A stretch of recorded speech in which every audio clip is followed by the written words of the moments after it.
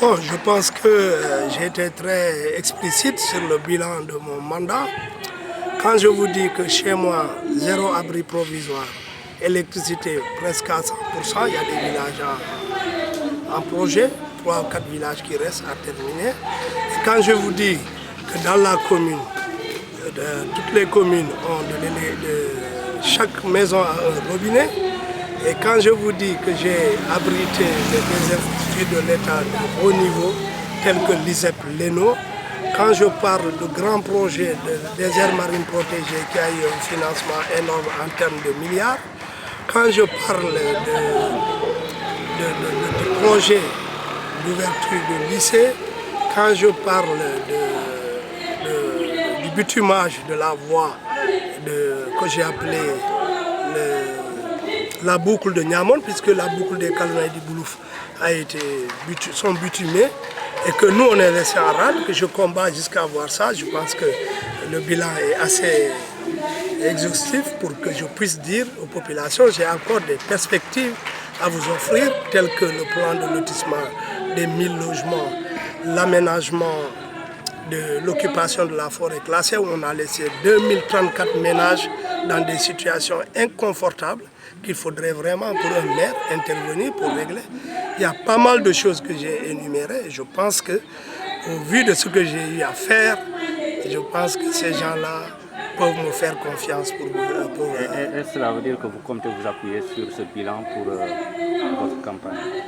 Mais bien sûr que je ne pense pas que quel est le travail de maire quand vous avez l'éducation, quand vous faites des projets d'éducation, de l'environnement, dans le cadre de la santé, vous travaillez dans l'habitat, vous travaillez dans l'environnement, vous travaillez dans la planification, puisqu'on a un plan de développement communal de Niamol de 6 ans. Qu'est-ce que vous voulez d'autre parmi les compétences qu'on nous a données? On en a. Et au-delà de ces compétences, on allait plus loin. Parce que j'ai fait construire des SEM qui ne sont pas de ma compétence.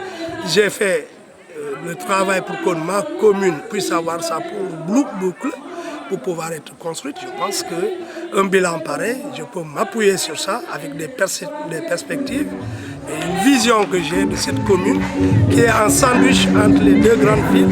Je sais qu'un bon lotissement me lance en perspective, en compétition entre Bignona et Ziguinchor. Mais votre candidature a été en tout cas validée par le président de la République, mais trahie par des collaborateurs du Benno Bokk Yakaar dans votre commune. Comment vous avez vécu un peu cette trahison entre guillemets?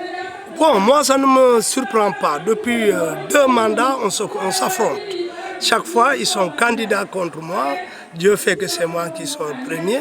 Cette fois-ci, ils m'ont demandé carrément de me retirer parce que j'ai fait 2 ans. Je leur ai dit, ça n'existe dans aucun. Le mandat de président de 2 ans ne le menait pas au niveau des communes. Si c'est le cas, mais attendons que le texte soit validé. Nous, on a des projets, on est en train de réaliser. Les populations sont seules habilitées à dire on en a assez de la gestion d'un gars, parce qu'il s'agit de gestion locale. Il ne faut pas qu'on fasse la confusion. Ils ont décidé, on envoie le dossier en arbitrage au niveau du chef de l'État.